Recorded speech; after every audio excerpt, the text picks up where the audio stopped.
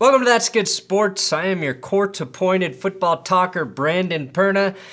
We're about a week or so away from having very real football news to discuss. Until then, you're stuck with me.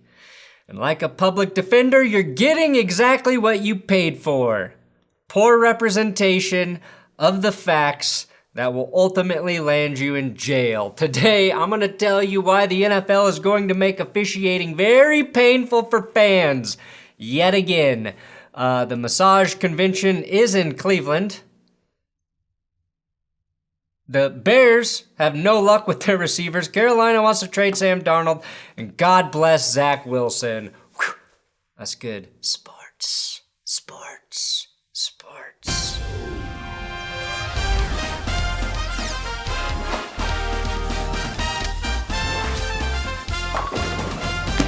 Hey, I will have Patreon shoutouts at the end of today's episode, but right now I got a word from my sponsor, Manscaped, the global, dare I say, interstellar leader in men's testicular grooming and hygiene. Manscaped now offers the Platinum Package 4.0, which is the ultimate pube shaving and body washing kit. Think about it, guys, you've got 2 balls and 1 penis. That's 3. So if you order the Platinum package, you can say I'm triple platinum, baby. Now this comes with everything. The Lawnmower 4.0, which is Manscaped's best nether region hair trimmer yet.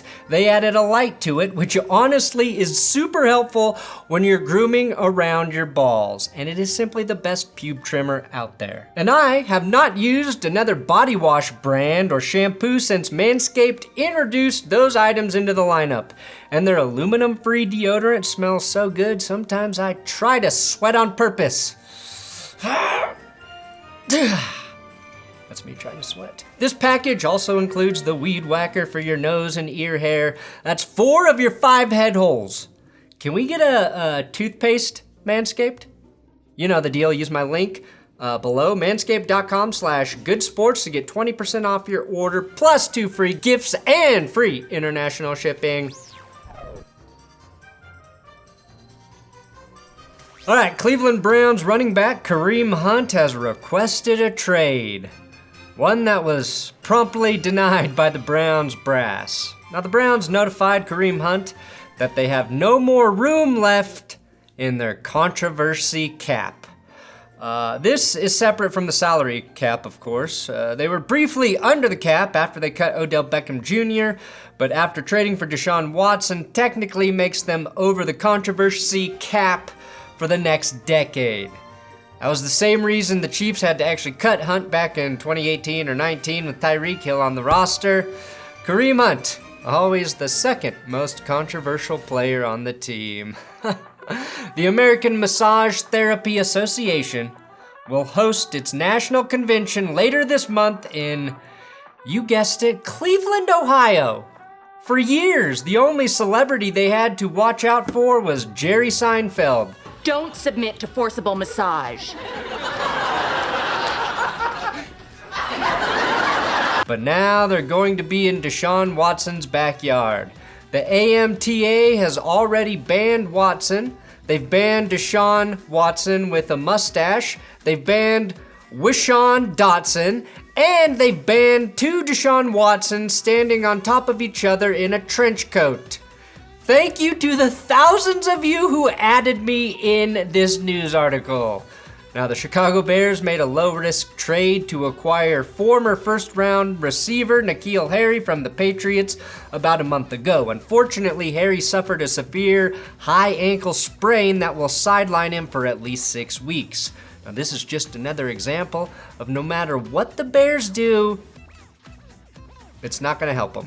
Fortunately for Harry, he should be back early in the season, but between this and the off-field run-ins with the law for receivers Byron Pringle, also dealing with a quad injury, and David Moore, in additions to tackle Tevin Jenkins not panning out right now, I am not very optimistic for Justin Fields in his sophomore year. Now there is some hope for Bears fans as the Miami Dolphins may be willing to deal disgruntled wide receiver Preston Williams, could be a fit there, or they've got Daz Newsome and Nsimba Webster on the roster, 2 top-tier named players, and I say get fullback Kari Blasingame out in front of them as a fullback for receivers, and all your problems will be solved, Chicago. Except for the quarterback one. Now, according to Benjamin Albright, the Carolina Panthers have been shopping quarterback Sam Darnold, but no other teams are willing to play ball due to Darnold's fifth-year option, which requires he be paid $18.85 million this season. Now, I saw this report shortly after I saw Ian Rappaport mention that Baker Mayfield is running away with the open quarterback battle between him and Darnold. I think the Panthers are living in a world of delusion, and sadly, the only team that would bite on a trade like this is the Carolina Panthers. Nobody wants the quarterback that nobody wanted last year that you somehow made look even worse when you played him. Why would any team trade for Sam Darnold when Jimmy Garoppolo is still a trade option? And why are the Panthers such cheap-ass fucks? You have the fourth most cap space. Darnold is the only quarterback on your team who ran your offense last year, and as much as I think there could be an upside to Matt Corral, you have nothing to lose by keeping Darnold on the roster as your QB2 this season. And waiting for a desperate QB needy team to come calling before the trade deadline when someone gets injured is probably your best play. Now, Odell Beckham Jr. is vying for a spot with the Bills. Literally the spot right next to Von Miller in the locker room. Von Miller accepted his advance and is making a full court press for the receiver. And when you think about it, outside of, say, Stephon Diggs, Gabe Davis, Isaiah McKenzie, Jamison Crowder, Khalil Shakir, Jake Kumaro, and their two tight ends, the Bills really don't have anybody to throw to.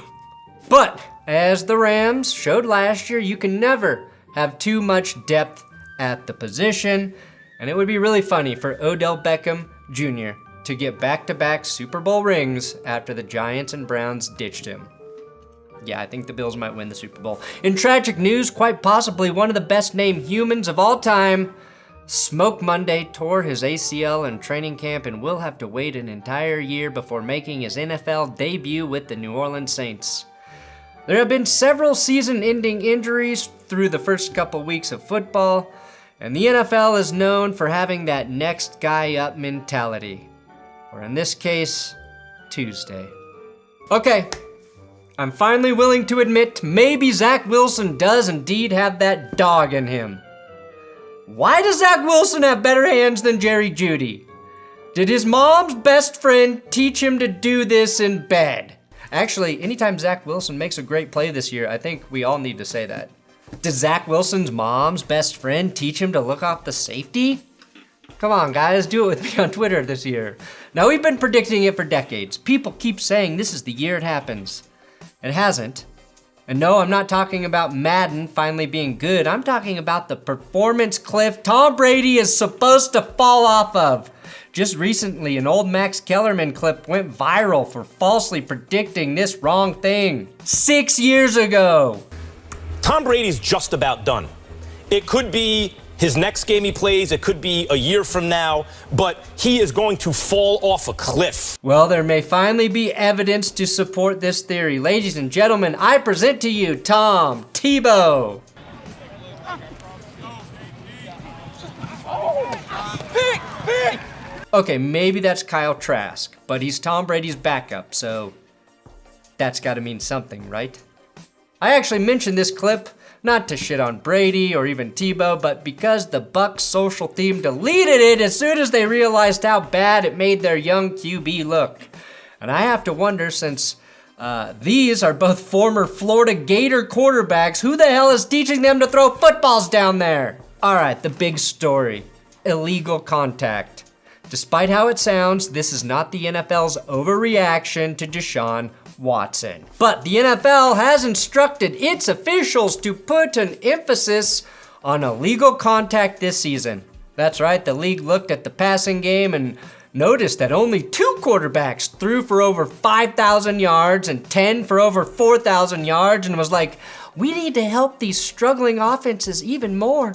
We all watched Cooper Kupp have essentially one of the greatest receiving seasons of all time, and the NFL said that was not easy enough. Last year, the league decided to emphasize taunting, and we all remember how smoothly that went. Wow is right. Now, while illegal contact won't be as egregious or as subjective as taunting penalties, it's still going to suck. Especially early in the season when NFL officials are trying to show that they are following orders like good little soldiers. The NFL does this shit every year. They emphasize a penalty for no fucking reason. We just want Star Wars and they keep force feeding us Jar Jar Binks. They take what is actually a good thing for the game and reverse course. Why are they doing this, might you ask? Well, in 2021, the league saw a decline in illegal contact penalties. Something literally no single fan complained about. You know, Eric, that Bills-Chiefs playoff game was pretty epic, but imagine what it could have been with some more illegal contact penalties.